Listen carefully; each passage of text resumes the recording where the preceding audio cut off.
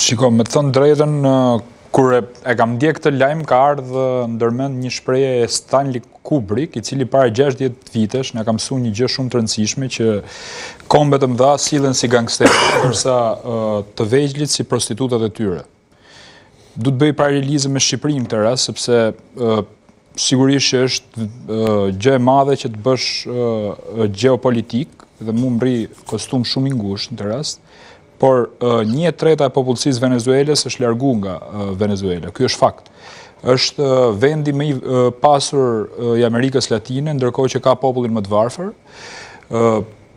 Kemi të bëjmë me një diktaturë, në kuptimin literal të fjalës diktaturë, një vend i cili është mbuluar nga droga, apo jo? Dhe këto janë fakte, nuk janë opinione. Opinione pastaj janë tipit që Trumpi ka hyrë për me marrë naftën e tjera. Këto janë historira të tjera. Unë besoj që do kemi sulme tjera, ma sa kam ndjekun në shtypin në Shtetet Bashkuara të Amerikës, edhe në shtetet tjera, ju keni parë besoj edhe sot kërcënimet që ka bërë presidenti Trump për shtetet tjera me demokraturë ndoshta, me diktaturë, apo t'i quajmë si duam, po vetëm demokraci nuk janë.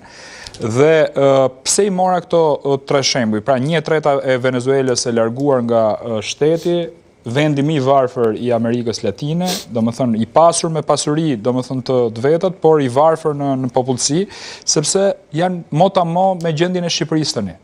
Unë gjykoj që në Europë kemi vetëm një vend që i parafrohet standardeve të Venezuelës, jo në 100%, por sigurisht në masën më të madhe, që është Shqipëria, si një vend narkoshteti, i cili u kanabizua, ishte një projekt për të kanabizuar Shqipërinë në 2016, por sot porti Durrësit është dera kryesore ku futet kokaina, qoftë edhe nga Venezuela. Ne kemi parë Maduron që flet për shqiptarët që merren me trafik drogën në Venezuelë, e cila është e bekuar pikërisht nga Shqipëria, sepse është një linjë trafiku që futet droga në Shqipëri. Du të them që tani jemi futur në doktrinën Trump. Është një doktrinë e cila faktikisht nuk u lat shprehje nga 2016 në 2020 për shkak të establishmentit apo punëve tjera që u morën në Departamentin e Shtetit, por tani kemi një paralelizëm edhe me doktrinën Monroe, e cila këtu e 200 vite të shkuara ka qenë një nga doktrinat që përcaktoi presidenti i 5 i Shtetet Bashkuara të Amerikës, James Monroe, se si do t'ishte politika amerikane. Sot Trump e ka quajtur me shaka doktrina Donroe, pra ka fut gërmën D, duke fut inicialin e emrit tij, por unë gjykoj që ne do të kemi tani një qasje tjetër. Mos harrojmë dhe një element tjetër që ta përmbyll, është sekretari i shtetit Marco Rubio, i cili është një nga njerëzit që e njeh më mirë politikën të paktën të Amerikës Latine. Ka origjinën andej, është një nga njerëzit që ka ardhur si emigrant në Shtetet Bashkuara të Amerikës dhe sigurisht që informacioni atyre është shumë i saktë. Pra, pse bëra gjithë këtë hyrje? Unë nuk besoj që amerikanët ose Trump ose Shtëpia e Bardhë ka hyrë në Venezuelë për çështjen e naftës. Nuk është kaq e thjeshtë kjo histori.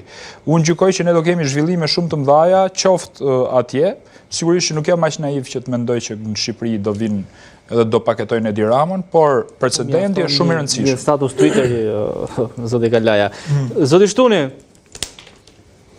cili është leximi që i bëni ju? Donald Trump bëri realitet, le të themi, atë ambicien e tij për t'i dhënë fund të regjimit Maduros? Ka disa lexime në plane të ndryshme, do të thënë leximi sa i përket Venezuelës, Maduro ka 13 vjet në pushtet, që nga vdekja e Hugo Chavez, ka vjedhur 2 palë zgjedhjen, 2018-2024, por pavarësisht se ishte uzurpues i pushtetit, pra diktator, që i ktheu 8 milion venezuelian refugjat, operacioni që pam nuk kishte të bënte me aktivitetin e tij politik, por me aktivitetin e tij kriminal. Të paktën po flas në bazë të informacionit që shpërndajnë autoritetet që e kanë kryer këtë operacion dhe mënyrën se kanë interpretuar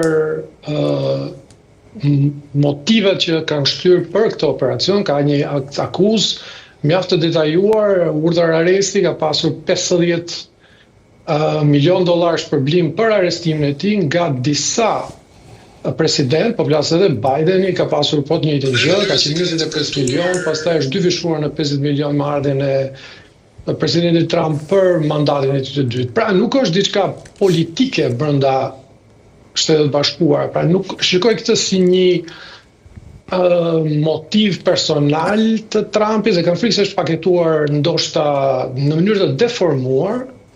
Është një prioritet i Shtetet Bashkuara i cili nuk është politik, shkon transcendon, i tejkalon interesat apo agjendat politike, partijake apo prezidenciale, dhe ka të bëjë me impaktin e shumësisht negativ